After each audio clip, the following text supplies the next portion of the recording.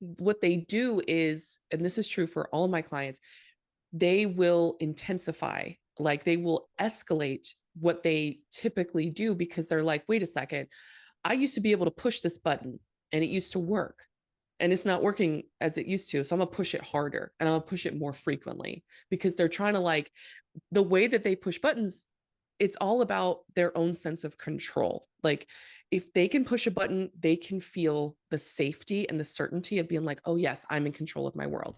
And like when they push the button and they're not in control anymore, they're like, what, no, I try again, harder, Or come at it at a different at a angle. different angle. Yeah. Yes. Also, I never introduced you. I will put this at the Oh, beginning. we should do that. Hi, everyone. Hi.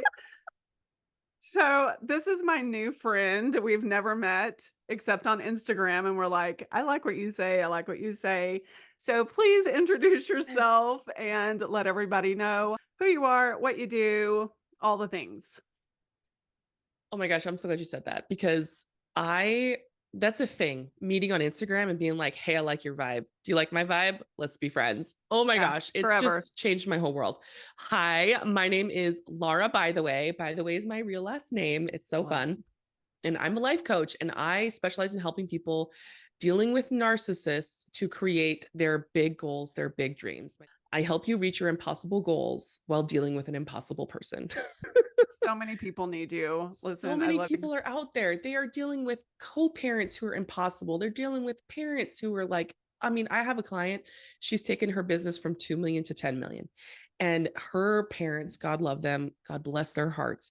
She's so terrified of making progress in her business because it's going to hurt them. Like they're going to get hurt by it. They like feel threatened, they feel scared, they feel offended, all those things. And she's just like in her body, she's just like, I can't make this move. I can't do this thing. And so just the work of setting her free from that, like it's the most fulfilling thing. I help people just unleash their genius, their inner genius, that because when you really set yourself free, oh my gosh, the genius comes out. I love that you said like there might be some people who listen to this or like watch this. And can I Absolutely. tell you, I've had like so my mom has passed away. She Oh, okay. about 3 years ago. And but before she passed away, because I've been doing my business for now like 5, 6 years. I think we're going up on six. I'm not sure. I have to do the math. But anyway, she did not appreciate my business model. She did not appreciate my niche. She kind of put two and two together. And I never was explicit. I was never like, my mom is a narcissist and here's how you I never ever said that language. But I said other stuff and like she's not an idiot. Like she was able to put it together. Yeah, and we had this like really tough conversation where she confronted me about it, and she was just like, how, like, because there's so many layers happening. Number one, this relationship she thought she had with her daughter is totally different than she thought she had. Number two, it's the embarrassment, the shame of like people possibly thinking that she might be a narcissist, right? And then number three, her feeling like she's totally failed as a mother, that like somehow this terrible thing happened, like she's this monster with this big ugly word narcissist. It was a really really really hard conversation, and I knew that conversation was coming. I didn't know when, I didn't know what was going to happen, but I knew it was going to come. And I was like, mom, I just want you to know, like, this business is not about you, it's not about judging you, it's about healing, and we all have healing to do. I have healing to do, you have healing to do, because you've been through some terrible things I can't even fathom, and I spent some time telling her the truth, which was everything she's ever done for me has served me to create the life that I have today that I'm so grateful for. And even though there are some things that got through, like some negative things did get through, it doesn't undo all of the amazing things she was able to do for me. And I'm using those things that she and I have both been through to help other people and to make a difference in the world and to like use the gifts that I've been given to be able to make big impact and change people's lives and create a lot of healing. Now, unfortunately, she couldn't hear any of that because Mm. she was in too much pain. And, I gave her a big hug, and it was really hard, obviously. And that was a really tough moment, and I think our relationship from that day on was never the same. And Okay. then a lot of other things, transpired, and ultimately she ended up taking her life. And so, Oh, wow. Okay. mhm. And I'm not going to say that like those two events are necessarily related. I think it was her narcissism that took her life, not necessarily her, because it's a disease. It's a straight up disease, and it actually progresses and gets worse over time.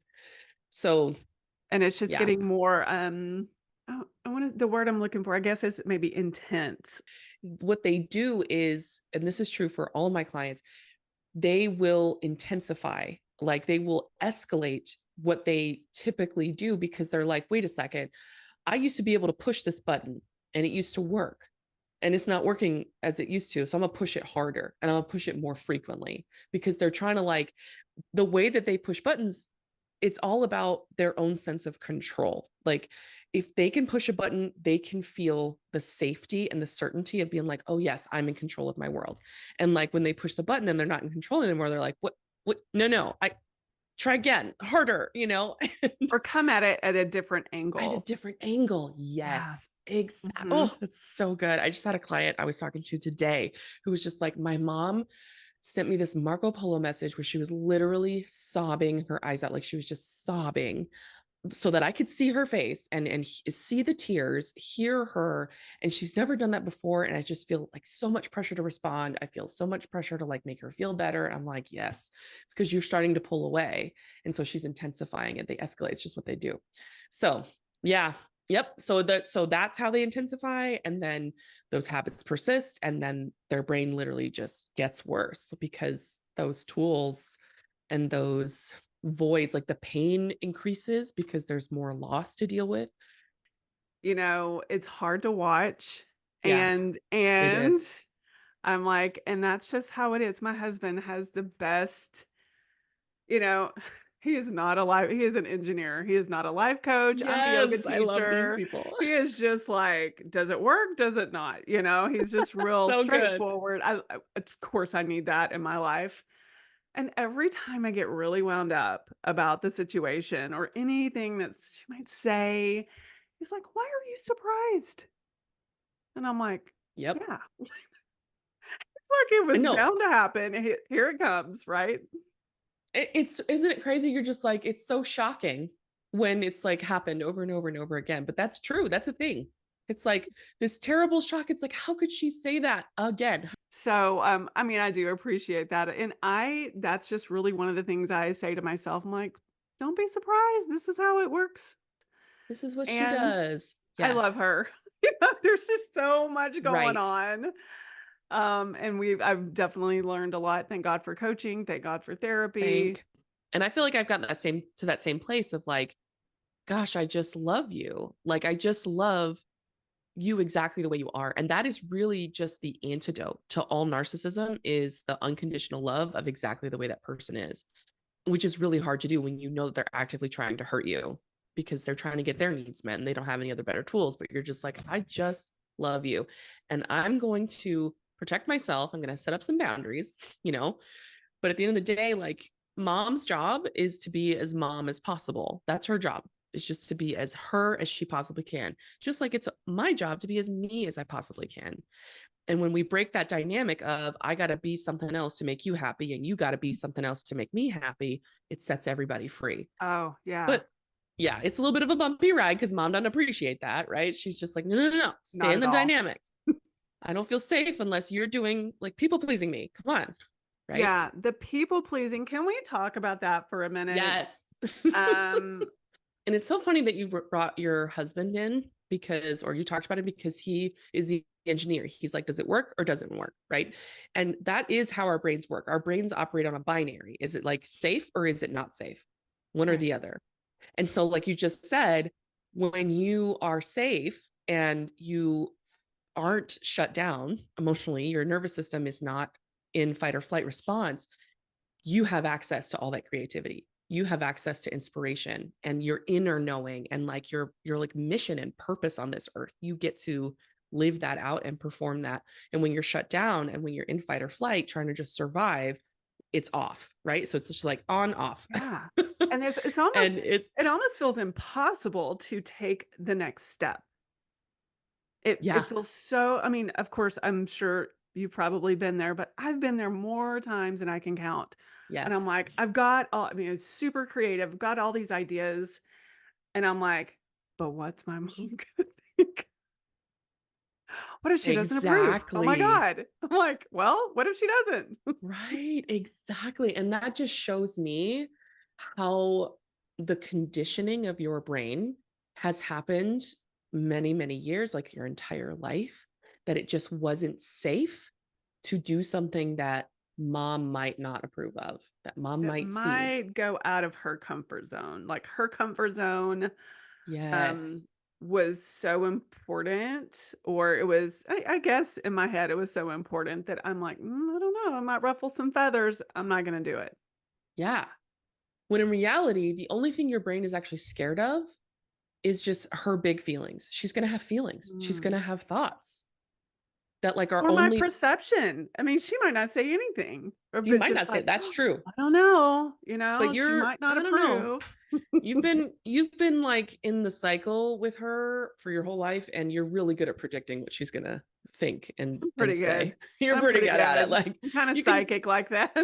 exact well, I mean it's I'm sure you have psychic powers and in addition to that like you have the experience of her. Like after years and years and years and years of operating with her that she's going to respond to certain things in certain ways. And sometimes we aren't even consciously aware of that knowledge, right? It's deep in our subconscious.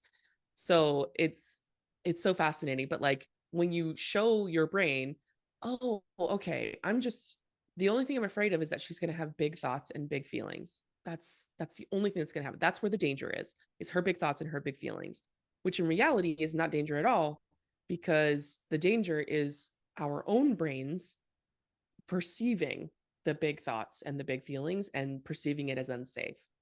And so it's so, so, so simple. All we have to do is teach our brains that it is now safe for mom to have big thoughts and big feelings. Like that's it. That's it. It's safe now. It's okay. It's going to be all right. Like it's safe now. When you were a child, wasn't safe. It wasn't. No. You're a big girl now. And so now we flip that switch from not safe to safe. So we're flipping that switch, but we're keeping the circumstance the same. So before it was not safe for her to have big thoughts and big feelings. And now we're flipping the switch. It's safe now for her to have big thoughts and big feelings. And then you're just unleashed. Like you can be free. You can say what you want to say. You can do what you want to do. You can have the impact you want to have. And mom is going to have big thoughts and big feelings. And you can still love her.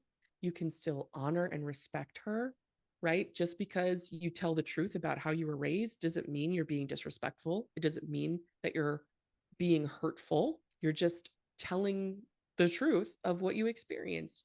And you don't have to do it in a way that's shameful of her, that is um what's the word, like judgmental of her, or any sort of like bitterness or anger. You don't have to do that. You can if you want to, if that's what you need to be able to like process through and deal with all that pain, but you don't have to. And the reality is being kind is not the same thing as conforming and keeping yourself silent so that somebody never has to confront their own demons, right? It's her Yeah. stuff. It's not you that creates pain in her body. It's her own trauma that she's been through that she's not willing to look at. And so when you show up as your full authenticated self, that's very painful for her because she was never allowed to do that, right? I'm sure you could tell me all the terrible things that she's been through if she's ever shared them with you. I know my mom processed out her traumas over and over and over again when I was a kid. Like Oh yeah. I feel like I lived through her trauma because I processed with her many Yeah. times. Okay, Anyway, so that's interesting. I mean, I think, can we talk about like how differently it shows up for some of us? absolutely. Yeah, because I guess my mom never really talked about anything that I just found out Really? like recently that I mean, I knew that they were pretty poor growing up when she was a little kid, but she was like, "Oh yeah, I mean, that's the house that I slept on a pallet in the dining room." But this just thumbs up. What was that? What Um, is that? that's I've this never weird seen that. emoji. Like this. I just saw this. Yeah, I did this on accident and I thought it What? was a ghost. Does it do anything if I do peace Can we do sign? is there like a listen, I'm gonna play with this. It's fun. Watch me interrupt because this is uncomfortable, right? Yeah, yeah. Um, that she was so poor that she slept on a little pallet in their dining Oh, room. wow. And I was like, "Wait." So I knew she lived at this house. Mhm. And then I was looking at we were looking at some photos, and then she was like, "Oh yeah, for years I slept on the floor." And I was like, "Oh my gosh, Wow. that honestly, it does explain Oh, so yeah. much." Yep. So it's always been very compartmentalized, I'm assuming. Mhm. Mhm. And so in your situation, if you don't mind sharing, is how was that different from your like your Oh, mom yeah. letting you know everything? I knew every trauma. Well, I don't know that I knew every trauma my mom ever been through, but she was very open about all the traumas she's been through in her life over and over and over again. She processed through every divorce. She was married 5 times and divorced 5 times. She was raised by an alcoholic. She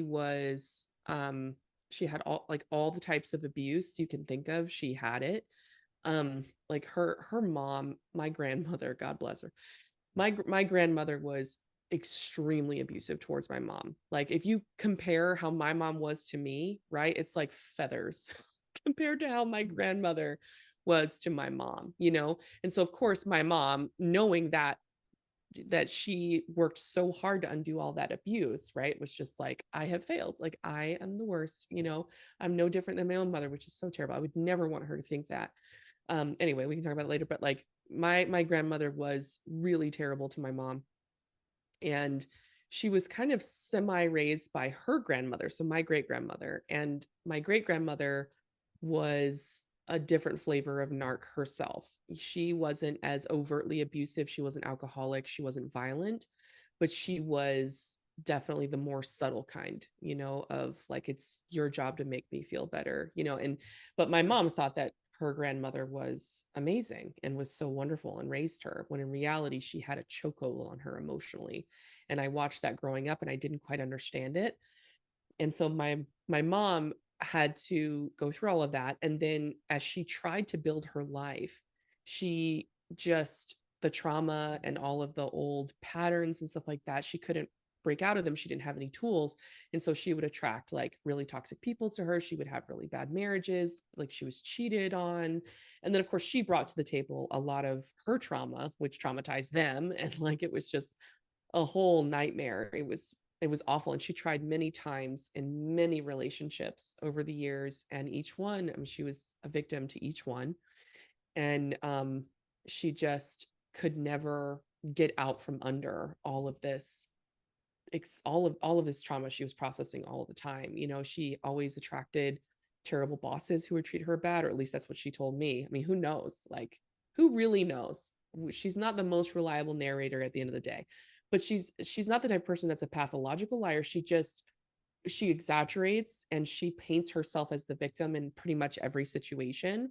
But at the same time, she really tried to do her best to overcome it. She would leave those toxic relationships. She would try to like have her own independence, be her own self. She found a really amazing faith that she raised me in, which gave me a lot of beautiful tools, and safety in that way. Like she did her best to give her kids as much education as she could give us, as much love that she could give us, like provided for us as best as she could. She would work, you know, overtime. She like, I mean, it was just my poor mom just went through so much and did so much. She did the very best she could with the tools that she had. And she in order to get her through that, we were kind of her sounding board. Like it wasn't just me, it was all my siblings. Like she would process everything she'd ever been through with us. And and she would do it over and over and over again. And that was really hard for me. I mean, obviously, I don't want to say that like, oh, I'm this terrible victim to what my mom had to do in order to like function day to day, you know, but as a child, that's a pretty heavy burden, to have laid on you. I remember when I was about, gosh, I would have been like 6 or 7 years old, like the tiniest little kid. My mom, she hadn't really processed a lot of her trauma with me prior to that moment, but there was just something was triggered, something happened, and she was just done. She was done holding it back. She couldn't hold it back anymore, and she unloaded everything onto me as like a little 7-year-old kid, like all the terrible things that happened between her and my dad, all the terrible things that happened between her and other marriages, all of the things that happened with her and her mom being abusive. Like, she dumped it all on me, which was the most intense emotional burden ever, and it like traumatized me, but there was nothing I could do about it. All I could do was like be there for her and love her and tell her how amazing she is, and like do the things that little kids do where they think that, oh, they can solve it, they think they can make it better. And then Like you're to with, protect almost. yeah, to protect, to save, to solve. And I think, and of course she loved it. Of course she was just like, we have the most amazing relationship, like we are so close, when really I was caretaking her inappropriately from the time I was very little, which is not okay. It's not okay to do that to little children, but she didn't know. She was just operating with the best that she knew how. And Yeah. so my job as an adult is to process through all of that without, because there's no need to blame or shame the person that the trauma came from. There's just no need. I mean, Yeah. sometimes we need to in order to like process through some anger. And I definitely did go through that. I'm not saying I didn't. I did go through a phase of like bitterness and anger and, Me all of too. that. Um, right? Okay. Yeah. That's a Yeah. I'm like, normal and okay phase, because we kind of have to. It's like a way, it's part of the healing process, I think. it's almost like Anyway, it but opens you don't, up something to, and then we can work on yes, the stuff. But I wanna exactly. say, I mean, if anybody skips I mean, you can skip over it, but if anybody's skipped over it, I'm wondering how that's different. I mean, it's just it's a curiosity point because I was mad at my mom. I can't even remember what it was, but I called her by her first name for like 10 years. I moved to Hawaii. I mean, I was like, "Watch this. I'm Yes. out of here," you know? But also really trying to get my independence, and looking back, I Yes. mean, at that point, I didn't know that I was trying to get my independence. Right. I just was I was in a panic state, and I needed something to change. I didn't know what it was, and I'm like, "Well, over there sounds like a heck of a lot better than over here, so let's try this." But yeah, I was really upset, and I don't remember exactly why I was upset. I was just really, really upset. And then, self-help, all the tools, 25 years later, here we are, and it's Mm-hmm. like, oh, she just like you were talking about your mom, they had to go through some stuff. Mm-hmm. My mom was born in the 50s, 1950, and I'm like, "Oh my gosh."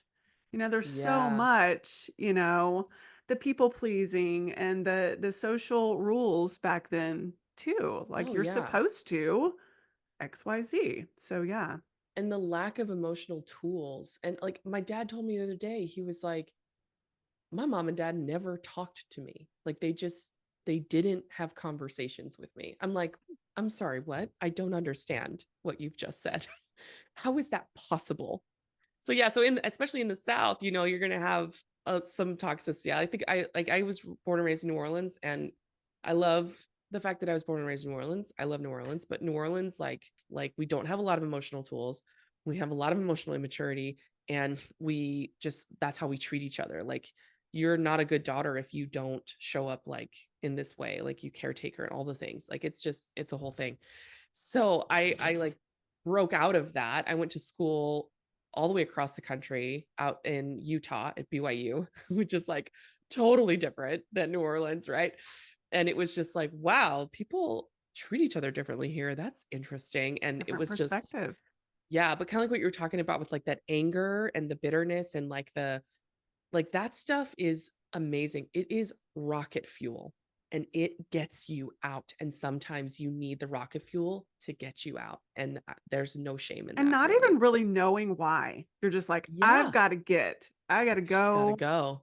And it's almost just like a pull or a push. No, it felt like a pull, if I'm honest. Yes. And then, you exactly. You're around different people, you're around different family situations, and you're like, oh, that family does it different, Yeah.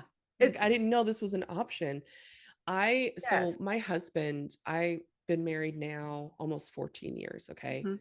Which, relatively could be short or long, but I feel like just being around his family has taught me so much about what a healthy family looks like. Nobody's perfect, but like they don't have drama.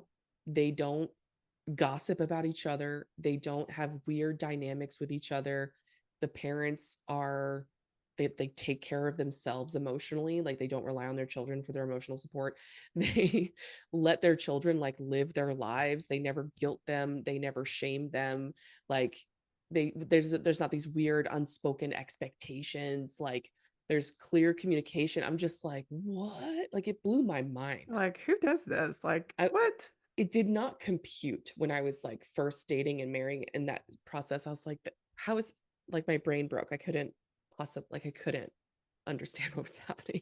And so bless my heart, I was a source of a lot of drama when I first married my husband. Like it was me. Okay. It was 100% me. Like I would create a lot of drama, but the best thing about my husband is that he just didn't put up with any of it. He was just like, okay. Like he didn't get sucked into my drama. He didn't get sucked into my guilt trips and any of the weird stuff I did to him. He was just like, okay, that's sounds like that's hard for you. I love you though, and I was just like, you jerk. How How dare dare you? you don't love I was so blessed me. I was a little toxic.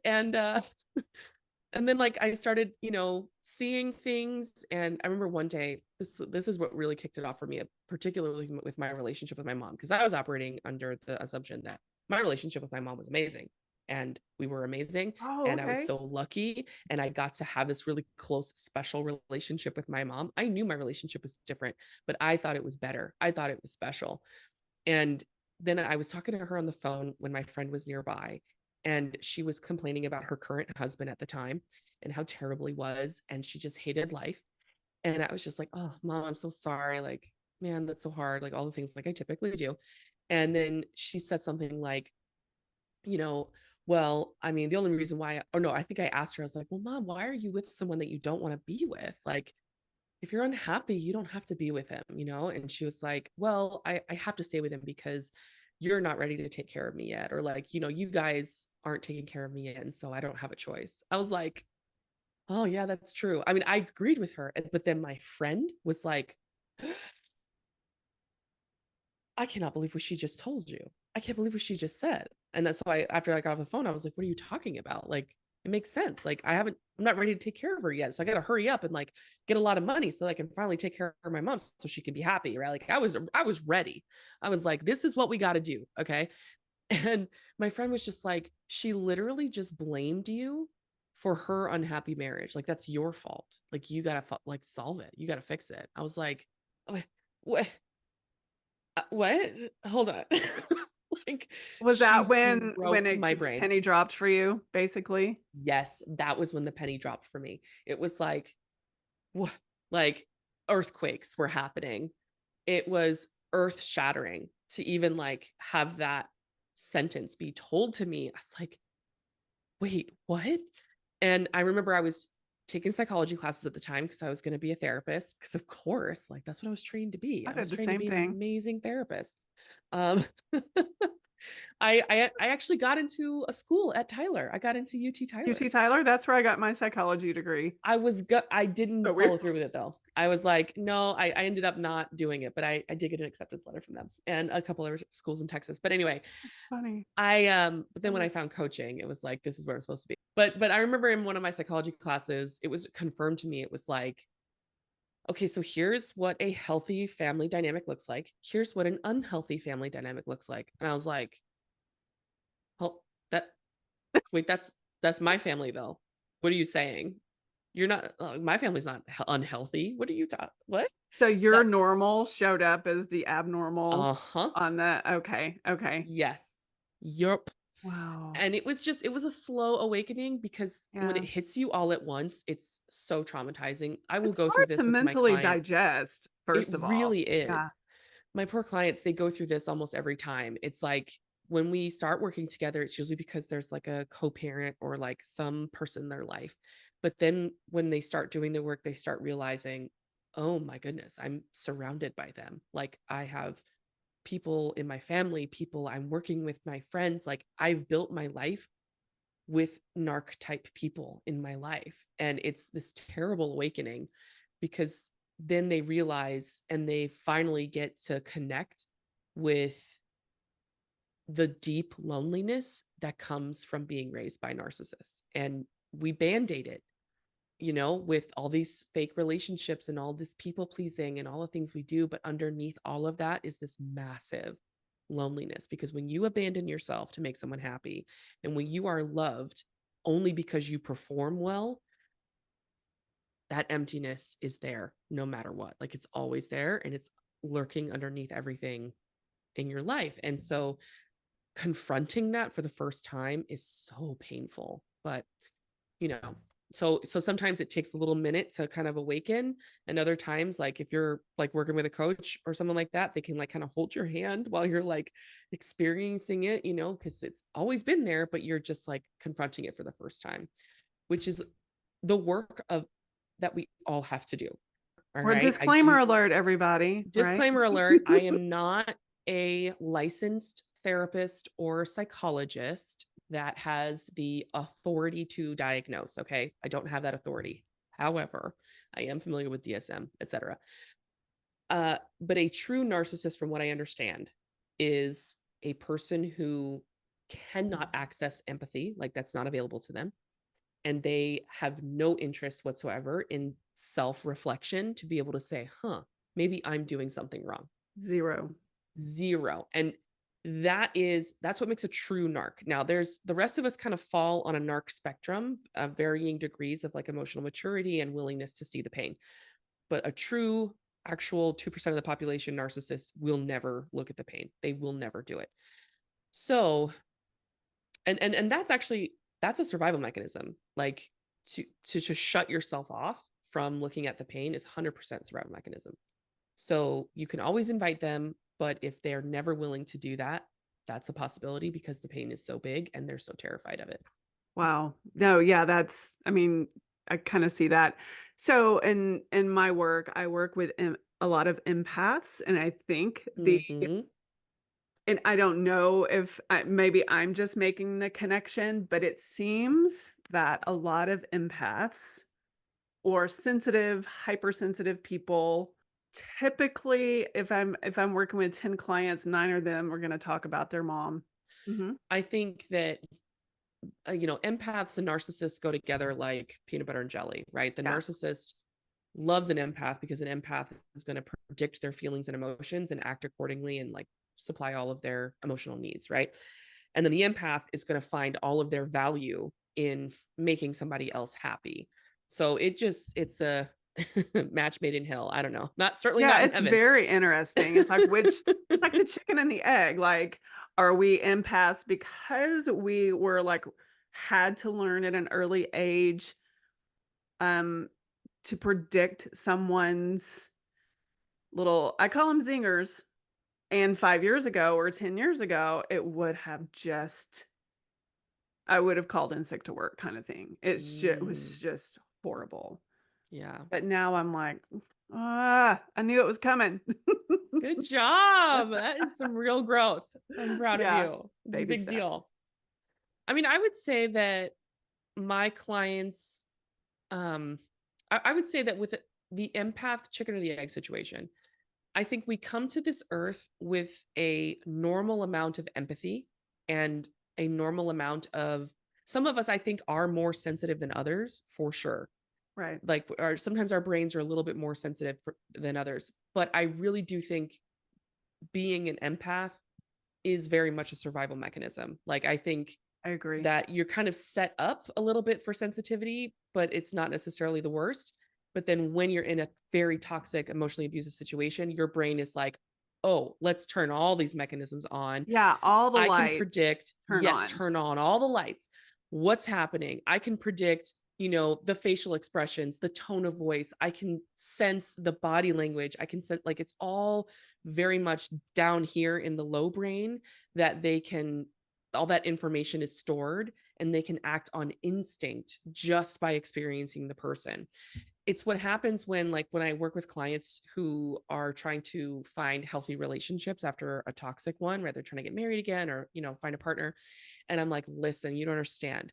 There's a part below your or below your conscious brain, that is already highly attuned to the narc type people and will spot them out before you're even aware. So you got to be very vigilant with how you pick and choose your people who you're dating. I used to find myself picking friends and romantic Yep. partners. Same. Mhm. Oh my god. I'm like, "What?" I was picking, and I would Yeah. just say the last time this happened, it was a friendship, and I boy, I zoned in on this person and she zoned in on me, and it Mhm. was a disaster. It was a dis Oh, I mean, I'm it so was sorry. really, like, looking back, I'm like, exact, the same person, Mhm. personality, the same really sharp zingers, and Wow. I mean, maybe it was a familiarity. Now it makes sense. They are your mirror. Everything that's outside of you is what your brain has created. So when you look at what's outside of you, you're like, "Oh, that's what the landscape of my brain is. This Yeah, is what I'm creating. This is what I tolerate. This is what I desire in my life. This is what I've created." And then now you know yeah, exactly what to do. Whatever work that's there, you can do that work to heal, to process, to become the next version of yourself. Whatever that is, you've got the whole map laid out for you. it There's so really much is. gold there to be able to be like, ooh, what happened? What did they say? Like, What did you feel when they said it? There's just something about them. I'm just drawn to yeah, them. it's just Like, we're magnetized yes, together. magnetized. Exactly. So I have to Yeah, be like really careful. me It's been too. a wild ride, and I've definitely had some interesting people in my life, but at the end of the day, it's not a problem because we're all imperfect humans. We're all on our journeys, we're all figuring it out, and it's just another opportunity to say, "Oh, okay, I can look inward and I can see what happened there. How did I respond? What was I thinking? What was I feeling? And how does this pattern translate into all the stuff that I'm doing to try to make my life amazing? And where are those blocks? Because they're the same, let me tell you, they are the same. So that's why it's such gold, because you can use all of your experiences with your narcissist to create the life of your dreams, right? It's just I so love amazing. that. And, Yeah. we talked a little bit when we first started I listened to, your episode on your podcast, why is it called Why Success is It's terrifying. Terrifying? And I'm Yes. like, "Oh my gosh." That I listened to it yesterday and a little bit this morning, and I was like, "What? Wait, why?" Can you Why? talk a Like, little bit it's, about that? I oh, know I'm kinda putting you on the spot, but, not at all. I can talk all day about it, my friend. I can talk all day. Okay, so recently have been going through this very thing because I just signed a bunch of clients, and like, things are happening. I'm making money, like a lot more money than I'm used to making. And my nervous system is freaking out. My nervous system is like, all gonna come crashing down. it's just like, I didn't, success. This is what success feels like. Success feels terrible. And like, you don't think about that because it's sold to you like, make a ton of money, have all these clients, get the life of your dreams. It's going to feel amazing when you get there. And it's like, no, this feels terrible. I hate this. Actually, no, I don't hate it, but like my body is just like, make this go away, please. Like, I So, just want to yeah, be it's safe. uncomfortable, It's very uncomfortable. And it's uncomfortable for lots of reasons. Number one, it's new and your nervous system always rejects whatever is new, right? And number right? two, if you've been raised by narcs, like you've got this general unsafety with being successful because um it depends on the flavor of your narc. So for some people, it'll be because the narcissist in your life is personally offended by your success because they feel like they're not going to be successful and you being successful just hurts that part of them that doesn't believe in themselves, right? So then they put that on you and they say, how dare you? You're the worst. Do you really think you're that successful? Like it's just going to come crashing down. Like they're going to do all this stuff to you to try to pull you down so that they can feel better. Or another flavor is that they will try to take it from you. So a lot of my clients are terrified of that, of like, it's going to be taken from me. Like I'm going to have all the success and then it's all going to go away. Someone's going to ruin it, someone's going to take it away, or it's going to be taken from me and I have no control over it, which is the opposite of reality. You have control over your results. That's literally the point of all the work that we do, is to say, hey, you are in control of your results. You're not in control of other people, but you're in control of your results. Those are different things. But narcissists think that controlling other people is where all their power is. They think that that's what they got to do to make their lives the way that they want, is to control others. And so you have that mindset when you're successful, you're like, how am I going to force other people to do this thing that makes me successful? And it's like, no, you never have to force it. It's like your people come to you and your people who are not your people don't. And it's not a problem. You just keep talking to your people and they come to you. Right. And there's no forcing and there's no control. It all works out beautifully. But your brain, when it's triggered, doesn't know that. Right. And so the other thing is like, if you're terrified of success because, so number one, it could be taken away, it could hurt other people with it. And also like, it just feels generally unsafe. We tell ourselves these stories that are just rooted in this fear of it's not safe to get bigger. It's not safe to be seen. It's not safe to expose ourselves to failure, to trolls on the internet, to our own mothers who watch and stalk our Instagram. Listen, if you got to block your mom from your Instagram, like do what you got to do, Or your okay? mom's friends. Or your mom's friends. Yes, I had a client who Oh, had that Lord. situation where she not only was being monitored by her mother on her Instagram, but also her friends. Like her friends, her mom's friends would report to her. Like the whole flying monkeys thing is real. Like they would report to her exactly what her daughter was saying and doing, send her screenshots. And so then she would confront her daughter. And it was just like, That's it's crazy. crazy So making. sometimes you got to set Yeah. up a You lot of gotta strong like, boundaries. sorry, Mm-hmm. another thing my mom would used to say, I love you over there. And sometimes I have to use that. That is I love perfect. you I over love you there. over there. Yes, that's great boundary. And Way to I'm go, like, mom. okay. So, I love taking like her little funny little quips, and just using them as like, "Oh, okay, I love you over Yeah, there. like You I cannot can be do on my that too. Instagram." Yes. Like you can have boundaries. Guess what? I can have boundaries too. Like Yeah. we're Yeah. adults. I know I remember when I was a kid, I wasn't allowed to set boundaries. That was not okay. Like I wasn't allowed to say, "Hey, this is my limit." Because if I did, I would just like hell would rain down on me. But then my mom would set limits. And I was just like so Interesting. resentful. I was just like, How dare you? how could exactly? How dare you? Good. I was listening to who is it? Dr. Romani. Oh, love her. She had someone on, it was an actress who her I cannot remember the gal's name, but she was an actress and her parents were famous actors. Okay. And it was a nice long interview. And the one thing that really stood out to me was when she said, it was really tough because I hope I'm getting this right.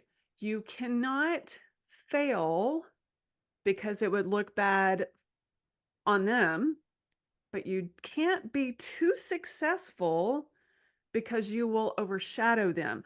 So she called it a razor Yes. thin line that she was always having to manage in her Yes. life. And I was like, Mm-hmm. you know, That's and real. I felt that. I was like, out of the whole, I don't know, I think it was might have been an hour and a half long interview, but Yeah, that's like that amazing. was the thing. I'm like, save this 50 times if you have to. It was so interesting. But I really, I think a lot of people probably felt that, Absolutely. I refer that's I like the razor thin line. I think it's a great way to articulate it. right? In my work, I call it the narc trap. And what that means is, you can't win. Like if you reach the expectation, the goalposts move. If you fail to reach the expectation, you're a failure, you're You're a the worst. failure. You get all this. Yeah, like you cannot win in the narc trap because the narc trap, like we think that what they're saying is what it is that they want, right?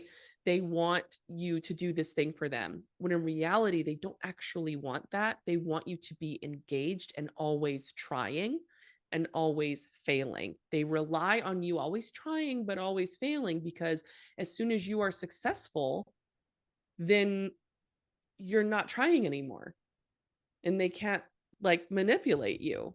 They want you to always at least be motivated to try, but never truly succeed, so that you always stay engaged and thinking about them and worrying about them and predicting them and all of those. So they So give your you some brain crumbs is here and there. just exhausting itself. Yes.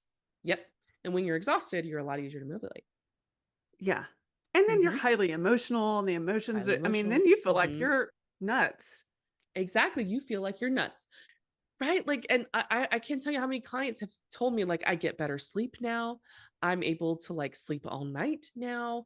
Like Sleep. I'm able to digest better now. I got off my anxiety meds. Like, I'm like, yeah, because you're learning how to be released from that narcissist trap of like always, always, always In a trying, never enough, never state of enough, never enough. high, everything's an emergency kind of thing. Yes, everything's an emergency.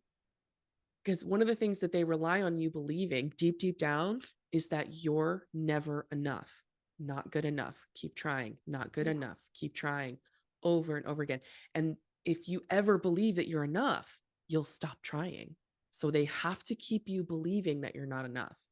And so they'll keep you in that narc trap. I was working with a client today about that. She was just like, I feel like if I'm my authentic self, they will just judge and shame me, but if I silence myself and I don't act the way I'm supposed to, then I'm being passive aggressive and I'm not being, truthful and all these things. And it's just like she couldn't win. And it's like, yeah, I know. So like it's time to get out of the dynamic. It's time to just let people think terrible things about you, right? It's time to let people be in their That feelings. is so hard, I know, right? So but hard. it is, I think that is, I want to say the winning formula kind of thing. Yes, it sets It you is free. so hard, Yep. but it works. It's the It thing. works. It's the thing. It's so simple too. You really don't have to read an entire book about narcissism to get this particular lesson. But you have to confront things you haven't been willing to confront in a long Right. time. Like, And I don't that's need the another hard part. book. We don't need Right. I got 8 of them on my shelves. Right. 8. What would you tell somebody who is all about no contact, just go no contact? Yes. Okay. No contact. Okay. So I think of no contact. It is neither a right nor a wrong answer. It is a tool. And you can use it if you want to create some space so that you have like the brain space to do some work to heal. But you can use it for the rest of your life. You can use it for a few months, you can use it for a few years, you can just kind of use it and see how you feel. There's no rules about this. This is your healing, this is your journey. It's just a tool that you can use if you want to. A lot of times if people are in that place where they're in their anger, in their bitterness, which is a beautiful place to be, they may use no contact, and then, which is fine. But the danger there, the only danger there that I see is that they kind of stay in the anger and bitter place and there's no healing happening in the no contact. They think that like if I just go no contact, that'll solve all my That's problems. the solution. Right. I mean, I was there for a while and I Yeah. was like, And that's wow, okay. I'm actually using this as a weapon, not a tool because I'm still pissed off. Yeah. Even though it might be really satisfying, it might be really tempting to do that. What that does is it keeps you in the cycle. Yeah, you're And the still only thinking way to, about it. right. You're trying to use that to solve the whole, however many years it's been. And I think you're right. In some cases, it's very appropriate to really Sure. just, Once you've been raised by a narcissist, you now have two narcissists to deal with. The one outside of you, the person that raised you, and the one right inside here, inside of your brain, that was created in order to keep you safe. That's your survival brain that judges you, shames you, keeps you small, guilts you, keeps you in pain, all that stuff. Like that's you. That's your inner narc that you got to deal with. So going no contact doesn't get rid of the second narc. You've got to do that no matter what you decide. I volunteer for a group. It's called Women Who Don't Drink. Nice. And I like the way she approaches not drinking. Her name is Stephanie Shivers, by the way. She's amazing. She's Awesome. like, you can completely stop, you can take a break or reduce. And so I really liked to Yes. use that with my clients on like, hey, you can go no contact, you can go low contact, or maybe you just need a Perfect. vacation. Yep. Maybe That's you need a exactly break. right. Instead of talking on the phone 8 times a day, maybe you Mm-hmm. can just bring it down to once a day. Or Yes. half that. Let's lower the contact Just for maybe some we of us lower it. that works. Just giving Right. us ourselves some time and space to be able to process different emotions and still have that mother-daughter or father-daughter kind of Yes. interaction without just completely like, no, we're all done here. Exactly. I like with my mom toward the end of her life, I was setting up contact boundaries for myself. And Mm. I was still in a place where I was still really affected by her toxicity. And it was really both of our toxicity. It wasn't just her, it was me too. And I was like showing up with old mechanisms that I wasn't like managing in the contact that I had with her. And so I was like, okay, you know what? I'm not going to answer any more phone calls for the next 2 or 3 weeks, but I will answer texts. And that was my level of contact with her to give Mm. myself a little bit of space. But I can tell you though, now that I have been working on myself for as many years as I have, we're 3 years out from almost 3 years from when my mom passed away. If I could put my brain that I have now back into my 2020 body or 20, even 2021 body, I would be able to manage full contact with my mom without any problems. Wow. None whatsoever. She could do all her zingers, like you say. She could Zingers. do all her stuff. And I would just be like, Mom, I just love you. You're so adorable. Yeah. Seriously, I would be cherishing every moment I had with her because, of course, we love our moms. Of course, they're your No matter, mom. they're our moms, right? And I have done so much work on myself that I'm in this gorgeous, beautiful place where I can see and experience all of her toxicity and it doesn't affect me. Yeah. Because at the end of the day, it isn't affecting you. You're affecting you because of what you had to do because you thought you had to survive because it's a child thing. We have the resources now, whether it's a free YouTube Yep. video or a podcast or just some stuff online. It's just it's been amazing. Speaking of amazing, can I love to ask people that come on what what are some things that you love or loved about your mom? Oh, well, shoot. Just to be I did like, not expect that. oh yeah. Are you kidding? I love so much about my mom. I hope I don't get too emotional on this That's call, okay. but so I have a couple of things. You can't see it because it's behind the camera, but there's a picture of me and my mom. She's holding me when I was a baby. And I like cherish that picture. It's like one of my most favorite pictures of her. The other thing I have behind the camera is um, a check that she wrote to me, because when I first opened my coaching business, like my little baby coach self, I was like believing in myself so hard. She believed in me too. She was just, because I hadn't niched down yet, so she didn't know. I didn't even know I was going to niche down to this. Right. That's another story for another day. But um, so she was like, I would love to be coached by you. Will you coach me? And I had a session with her, and she paid me $40. She sent me a check for $40 for my coaching session with her. And it was just like, she believed in me so much, oh, ugh, emotional. Um, so And it's I amazing. have that check framed because her belief in me like is still sustains me.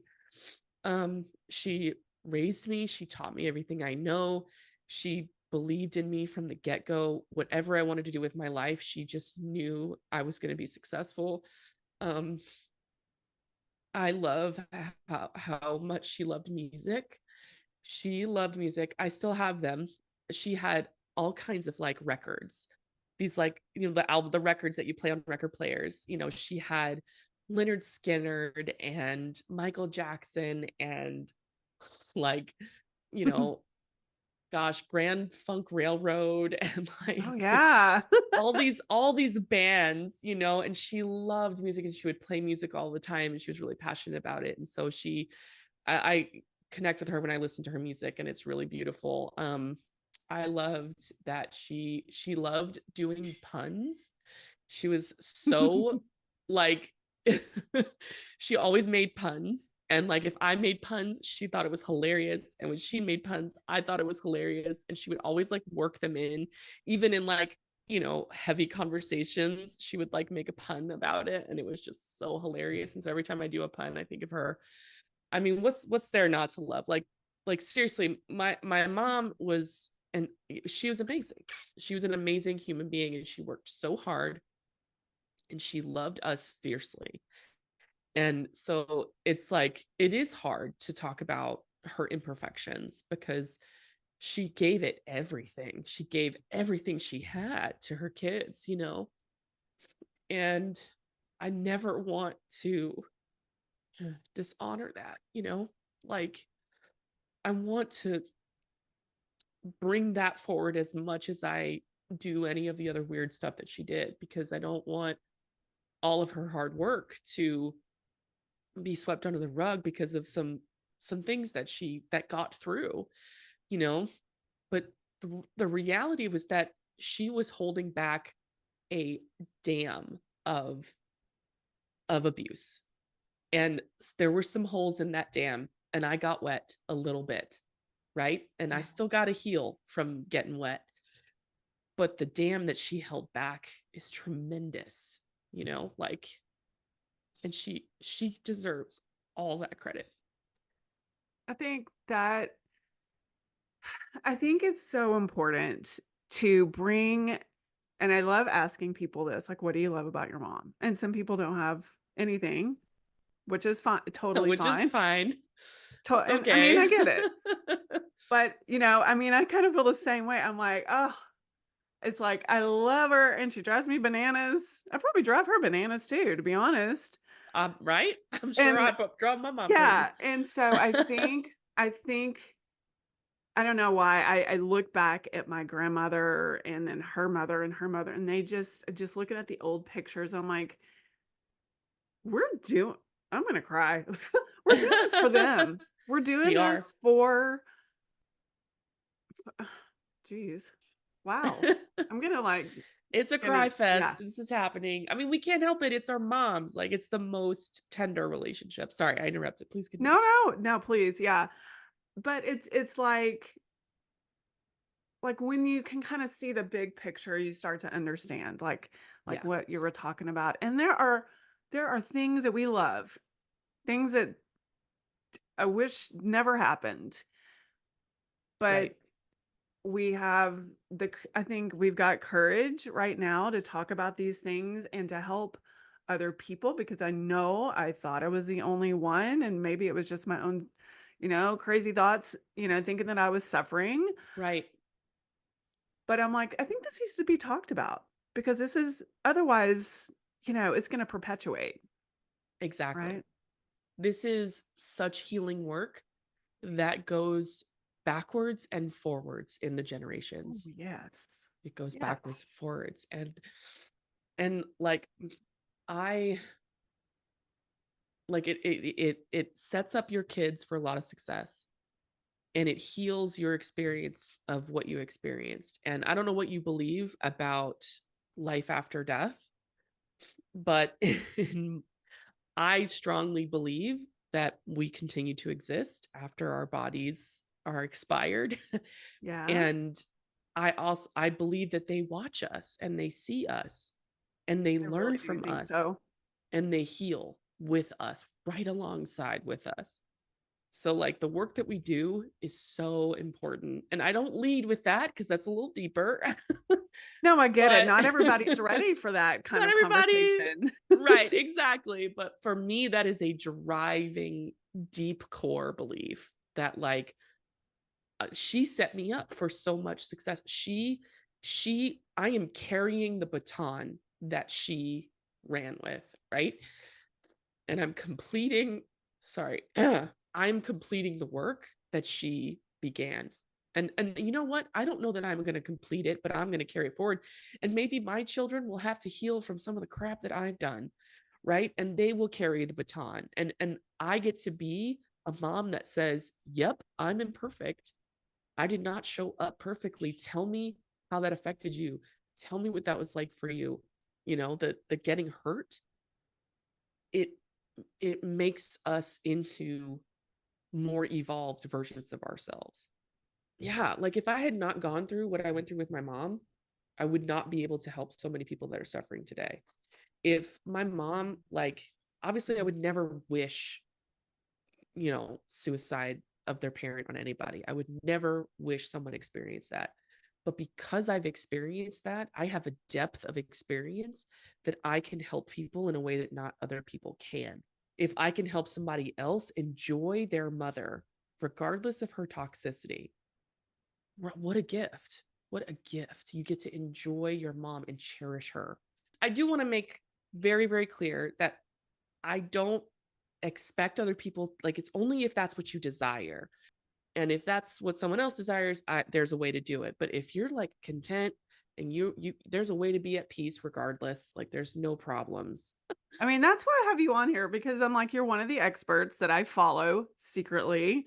Um, but yeah, I mean, I'm all about like ditching the drama that you have with your mama. Yeah, I'm all about like, hey, let's help empaths just feel better in their own skin. And whether that has something to do with the way you were raised, totally fine. We'll work through exactly. it. Tell me, or tell our viewers and listeners, how they can get in touch with you. Where are you on all the socials or just the Oh, Instagrams? I'm sticking to Instagram. I'm Okay. like, I used to be on all the socials. I A used to be lot, all isn't about it? that. But I'm paring down. We're simplifying. Instagram is my jam. It's where I want to be right now. I do have a podcast. It's called Post Narc Life.